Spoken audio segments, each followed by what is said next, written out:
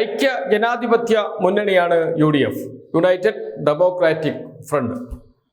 മതേതര പാർട്ടികളാണ് UDFിലുള്ളത് എന്നാണ് UDF നേതാക്കൾ എപ്പോഴും പറയാറുള്ളത്. അത് പ്രത്യക്ഷത്തിൽ ശരിയുമാണ്. കോൺഗ്രസ്, ഒരു പരിധിവരെ മതേതരത്വം ഉയർത്തിപ്പിടിക്കുന്ന Muslim League, Kerala Congress Joseph group, RSP, CMB, ഇങ്ങനെ വിവിധ സംഘടനകൾ എല്ലാം മതേതരത്വം ഉയർത്തിപ്പിടിക്കുന്ന സംഘടനകൾ തന്നെയാണ്. മുസ്ലിം ലീഗും ഒരു മതാധിഷ്ഠിത പാർട്ടിയാണെങ്കിലും മതേതരത്വ നിലപാടുകൾ ഉയർത്തിപ്പിടിച്ചിരുന്നു അടുത്ത കാലം വരെ. എന്നാൽ ഇപ്പോൾ മുസ്ലിം ലീഗ് കൃത്യം വർഗീയത പറയുന്ന പാർട്ടിയായി മാറിയിട്ടുണ്ട്. അതിന് കാരണം ജമാഅത്തെ ഇസ്ലാമിയുടെ പിന്തുണയാണ്, ജമാഅത്തെ ഇസ്ലാമിയുമായുള്ള കൂട്ടുകെട്ടാണ്. അതുകൊണ്ട് മുസ്ലിം ലീഗിന്റെ പഴയ സ്വഭാവം ഒന്ന് മാറ്റിപ്പിടിച്ചിട്ടുണ്ട്. അല്പം വർഗീയത ആകാം എന്ന നിലയിലേക്ക് വന്നിട്ടുണ്ട്. അത് ജമാഅത്തെ ഇസ്ലാമിയുടെ സ്വാധീനം മൂലമാണ്. തദ്ദേശ സ്ഥാപനങ്ങളിലേക്കുള്ള തെരഞ്ഞെടുപ്പ് എടുത്തു നോക്കിയാൽ ഒരു കാര്യം നമുക്ക് വ്യക്തമാക്കും. ഈ പറഞ്ഞതിൽ നിന്ന് വർഗീയതയാണ് UDFിനെ വിജയിപ്പിച്ചത് എന്ന്. ന്യൂനപക്ഷമാണ്, പ്രത്യേകിച്ച് മുസ്ലിം ന്യൂനപക്ഷമാണ് UDFിനോടൊപ്പം നിന്നത് എന്ന്. 2024 ലോക്സഭാ തെരഞ്ഞെടുപ്പ്, അതിൽ UDF കേരളത്തിൽ വമ്പൻ വിജയം നേടിയിരുന്നു. അതിന് ഏറെ സഹായിച്ചത് ന്യൂനപക്ഷങ്ങളാണ്, പ്രത്യേകിച്ച് മുസ്ലിം ന്യൂനപക്ഷമാണ്. അതുതന്നെയാണ് ഇപ്പോഴും ആവർത്തിച്ചത്. ജമാഅത്തെ ഇസ്ലാമിക്കെതിരെ, ജമാഅത്തെ ഇസ്ലാമി UDF കോൺഗ്രസ് കൂട്ടുകെട്ടിന് എതിരെ വലിയ പ്രചാരണമാണ് LDF കേന്ദ്രങ്ങൾ നടത്തിയത്, CPIM നടത്തിയത്. മുഖ്യമന്ത്രി തന്നെ ജമാഅത്തെ ഇസ്ലാമി മുസ്ലിം ലീഗ് കൂട്ടുകെട്ടിന് എതിരെയും കോൺഗ്രസുമായി സഖ്യമുണ്ടാക്കിയതിന് എതിരെയും നിലപാടെടുത്തിരുന്നു. അത് ആവർത്തിച്ച് പറഞ്ഞുകൊണ്ടേയിരുന്നു. കഴിഞ്ഞ ദിവസങ്ങളിൽ എന്ന് വെച്ചാൽ തെരഞ്ഞെടുപ്പ് പ്രചാരണ ഘട്ടങ്ങളിൽ എല്ലാം ജമാഅത്തെ ഇസ്ലാമി UDF കൂട്ടുകെട്ട് തന്നെയായിരുന്നു LDF ഉയർത്തിയ പ്രധാനപ്പെട്ട കാര്യം. അത് വലിയ ചർച്ചയായി മാറുകയും ചെയ്തിരുന്നു. എന്നാൽ ജമാഅത്തെ ഇസ്ലാമിക്കെതിരെയുള്ള വിമർശനം അത് മുസ്ലിം സമുദായത്തിന് എതിരെയുള്ള വിമർശനമാണ് എന്ന നിലയിൽ പ്രചരിപ്പിക്കാൻ ജമാഅത്തെ ഇസ്ലാമിക്ക് കഴിഞ്ഞിരുന്നു. അതിൽ ജമാഅത്തെ ഇസ്ലാമി വിജയം നേടുകയും ചെയ്തു. മുസ്ലിം ലീഗും അതിന് ചുവട് പിടിച്ച് മുന്നോട്ട് പോയി. കോൺഗ്രസ് എല്ലാ പിന്തുണയും നൽകി. ഇത് വെറുതെ പറയുന്നതല്ല. തദ്ദേശ സ്ഥാപനങ്ങളിലേക്ക് നടന്ന തെരഞ്ഞെടുപ്പിൽ ജില്ലാ പഞ്ചായത്തിന്റെ ഫലം മാത്രം എടുത്ത് നമുക്ക് പരിശോധിക്കാം. കാരണം ജില്ലാ പഞ്ചായത്താണ് കുറച്ചുകൂടി രാഷ്ട്രീയ വോട്ടുകൾ ചെയ്യുന്നത്. നിയമസഭാ തെരഞ്ഞെടുപ്പിനെ പോലെ തന്നെ രാഷ്ട്രീയമായി വോട്ട് ചെയ്യുന്നത് ജില്ലാ പഞ്ചായത്തിലാണ്. മറ്റെല്ലാ സ്ഥലങ്ങളിലേക്കും ഒരു പരിധിവരെ വേണമെങ്കിൽ ബ്ലോക്ക് പഞ്ചായത്ത് എന്നുകൂടി പറയാം.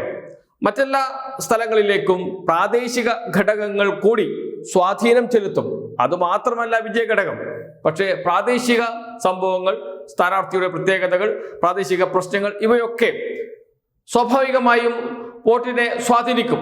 എന്നാൽ ജില്ലാ പഞ്ചായത്തിലേക്ക് അത് അത്ര വലിയ സ്വാധീനം ചെലുത്തില്ല. രാഷ്ട്രീയമായി ചിന്തിക്കുന്ന വോട്ടുകളാണ് ജില്ലാ പഞ്ചായത്തിൽ വരുന്നത്. UDF ജയിച്ച ജില്ലാ പഞ്ചായത്തുകൾ 7ആണ്, LDFും 7ആണ്. ഒപ്പത്തിനൊപ്പമാണ്.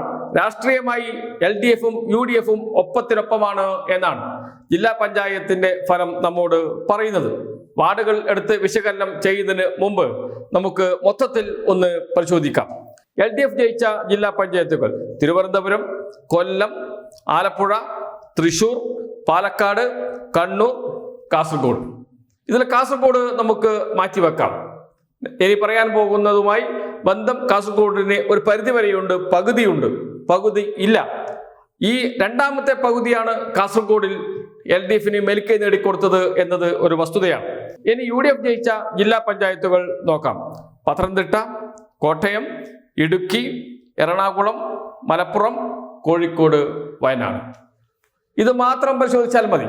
ഒന്ന്, മലപ്പുറം മുസ്ലിം ലീഗിന്റെ ശക്തി കേന്ദ്രം. ആർക്കും അവിടെ കയറി ചെല്ലാൻ പോലും കഴിയാത്ത അവസ്ഥ. മുസ്ലിം ലീഗിന്റെ ശക്തി കേന്ദ്രം. മുസ്ലിം ലീഗ് ആണ് കാര്യങ്ങൾ തീരുമാനിക്കുന്നത്.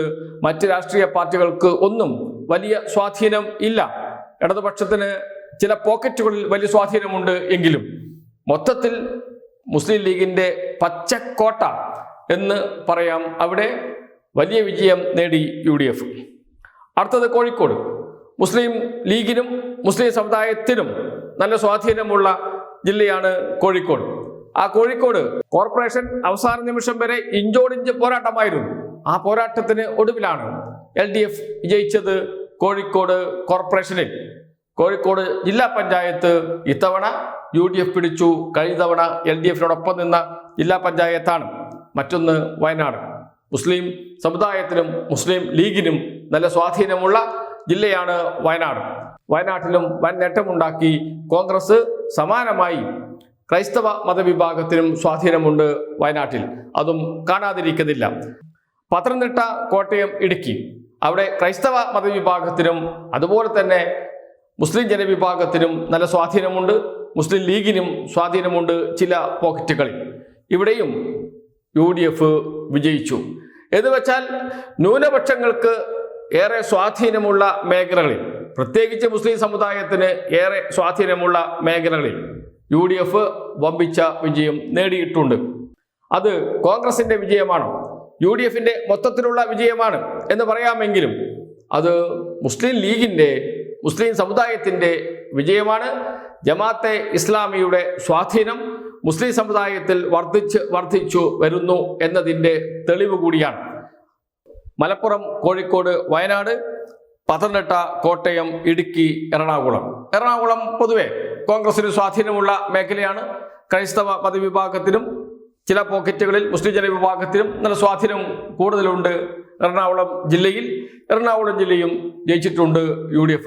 എന്ന് വെച്ചാൽ 2024 ലോക്സഭാ തെരഞ്ഞെടുപ്പിൽ ഉണ്ടായ അതേ പാറ്റേൺ ന്യൂനപക്ഷങ്ങൾ പൂർണ്ണമായും UDFിനോടൊപ്പം നിൽക്കുന്നു എന്ന് തദ്ദേശ സ്ഥാപനങ്ങളിലേക്കുള്ള തെരഞ്ഞെടുപ്പും വിളിച്ചു പറയുന്നുണ്ട്. 2026 നിയമസഭാ തെരഞ്ഞെടുപ്പിലും സമാനമായ സംഭവം ആവർത്തിക്കും എന്ന കാര്യത്തിൽ സംശയമില്ല. മുസ്ലിം ന്യൂനപക്ഷം, ക്രൈസ്തവ ന്യൂനപക്ഷം, അതിൽ ഏറ്റവും പ്രധാനം മുസ്ലിം ന്യൂനപക്ഷം UDFിനോടൊപ്പം തന്നെയായിരിക്കും. അത് UDFിന്, കോൺഗ്രസിന് ഒരു തലവേദനയായി മാറും. കഴിഞ്ഞ തവണ UDF അധികാരത്തിൽ വന്ന ഘട്ടത്തിൽ വലിയ ചർച്ചയായത് 5ാം മന്ത്രിസ്ഥാനമാണ് എന്നോർക്കണം. 4 മന്ത്രിമാരാണ് സാധാരണ മുസ്ലിം ലീഗിന് നൽകാറുള്ളത്. കഴിഞ്ഞ തവണ 5 മന്ത്രിമാരെ വേണമെന്ന് വാശി പിടിക്കുകയും ചർച്ചയാകുകയും അവസാനം 5 മന്ത്രിസ്ഥാനം മുസ്ലിം ലീഗിന് നൽകുകയും ചെയ്തിരുന്നു. അത് വലിയ ചർച്ചയായി മാറുകയും ചെയ്തിരുന്നു.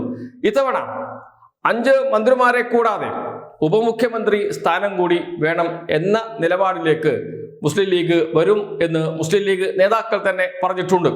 ഇപ്പോൾ ലഭിച്ച സീറ്റുകൾ പോരാ, നിയമസഭയിലേക്ക് കൂടുതൽ സീറ്റുകൾ വേണം, കൂടുതൽ സീറ്റുകളിൽ മത്സരിക്കണം.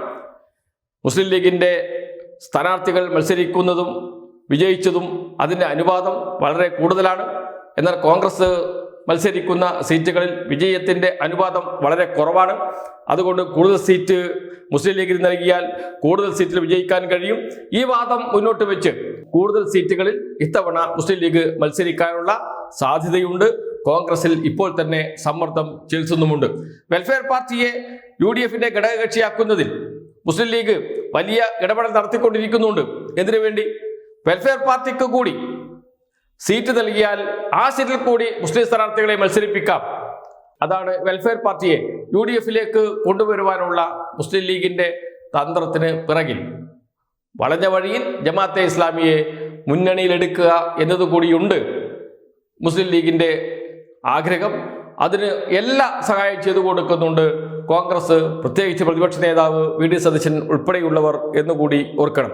അങ്ങനെ കൂടുതൽ സീറ്റ് ലഭിക്കുന്ന ഘട്ടത്തിൽ കൂടുതൽ മന്ത്രിമാർ, ഒരു ഉപമുഖ്യമന്ത്രി സ്ഥാനം, ഇതൊക്കെയാണ് മുസ്ലിം ലീഗ് സ്വപ്നം കാണുന്നത്, ജമാഅത്തെ ഇസ്ലാമി സ്വപ്നം കാണുന്നത്.